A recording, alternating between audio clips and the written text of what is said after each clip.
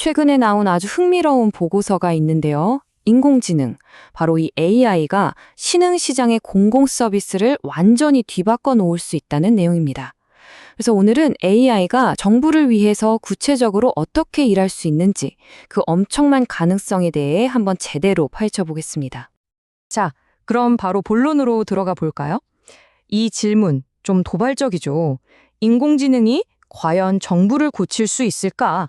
이 질문이야말로 우리가 오늘 이야기할 AI의 어마어마한 잠재력을 제대로 보여주는 시작점이라고 할 수 있겠습니다. 보고서를 보면요.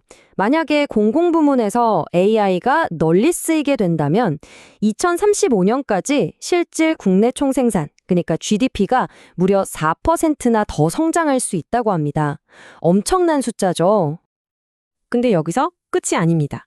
정부의 재정 적자는 최대 22%까지 줄어들 수 있다고 해요. 이건 정부 운영이 훨씬 더 효율적으로 바뀐다는 뜻이죠. 그리고 마지막으로 이게 또 중요하죠. 실업률은 최대 1.5%포인트나 떨어질 수 있습니다. 그러니까 AI 도입이 단순히 기술의 문제가 아니라 우리 사회의 경제 전반에 정말 긍정적인 영향을 미친다는 걸 보여주는 겁니다. 자, 방금 보신 이 숫자들, 이게 그냥 단순한 통계가 아니에요. 정부가 훨씬 더 효율적으로 일하고 국민들에게 더 나은 서비스를 제공하고 국가 경제는 더 성장할 수 있는 그야말로 거대한 기회가 여기에 있다는 걸 의미합니다. 지금부터 이 놀라운 가능성에 대해 좀 더 깊이 들어가 보죠. 하지만 말이죠. 이런 엉총한 혜택을 얻는 길이 모든 나라에 다 똑같이 적용되는 만능 열쇠 같은 건 아닙니다. 각 나라가 처한 상황, 그러니까 준비 상태에 따라서 가야 할 길이 전부 다르다는 걸 먼저 이해해야 해요. 그러니까 핵심은 바로 이거예요. 모든 국가는 각자 다른 출발선에 서 있다는 겁니다. 디지털 인프라가 얼마나 깔려 있는지, 관련 정책은 잘 만들어져 있는지, 또 이걸 다룰 인재는 충분한지, 이런 준비 상태에 따라서 그 나라에 맞는 최적의 전력이 결정된다는 거죠. 그래서 보고서에서는 국가들을 이렇게 4가지 유형으로 명확하게 나눕니다. 맨 처음, 이제 막 AI 도입을 시작하는 탐험가가 있고요. 인터넷 같은 인프라는 잘 되어 있지만 정책이 좀 아쉬운 인프라 준비 국가. 반대로 정책은 탄탄한데 인프라가 부족한 거버넌스 준비 국가. 그리고 마지막으로 정책, 인프라, 인재 하나 빠지는 게 없는 리더 그룹이 있습니다. 이 틀을 보면 각 나라가 지금 어디쯤 와 있는지 한눈에 파악하기가 아주 쉽죠? 이 차이가 얼마나 큰지 양쪽 끝에 있는 두 유형을 한번 비교해 볼게요. 탐험가는 아직 국가 차원의 AI 전력도 없고 인프라도 부족해서 일단 모바일 중심으로 서비스를 시작해야 하는 단계입니다. 반면에 리더는 이미 탄탄한 국가 전략과 인프라를 바탕으로 여러 부처를 아우르는 복잡한 AI 솔루션을 팍팍 밀어붙이고 있죠. 정말 하늘과 땅 차이 아닌가요?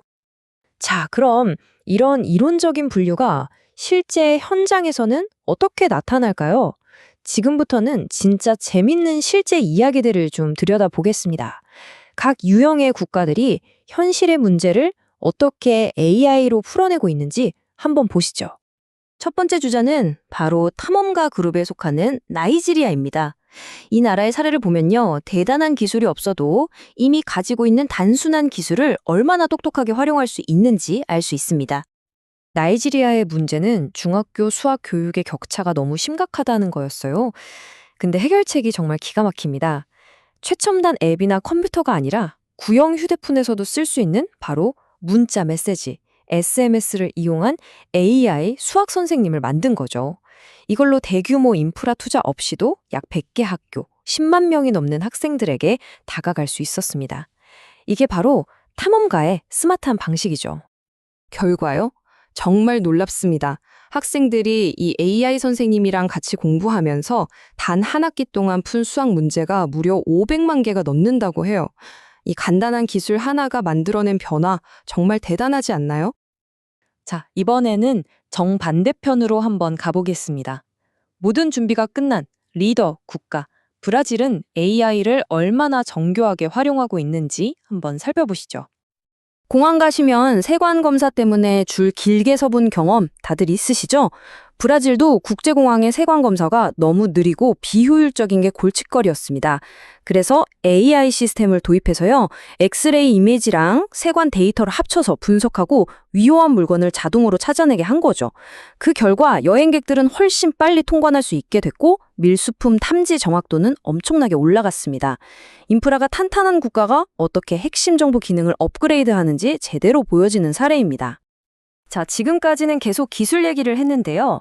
근데 사실 이 모든 걸 가능하게 하는 가장 중요한 퍼즐 조각이 하나 빠졌습니다. 바로 사람이죠. AI 시대를 성공적으로 열기 위해선 왜 기술보다 사람이 더 중요한 투자인지 그 이야기를 해보겠습니다. 이 그림을 보시면 아주 쉽게 이해가 되실 거예요.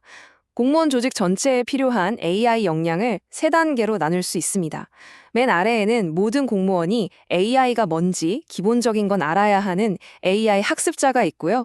그 위에는 각 부처 업무에 맞게 AI 도구를 잘 가져다 쓰는 실무자, AI 구현자가 필요합니다. 그리고 맨 꼭대기에는 아예 새로운 AI 시스템을 설계하고 만드는 전문가, AI 혁신가가 있어야 하죠.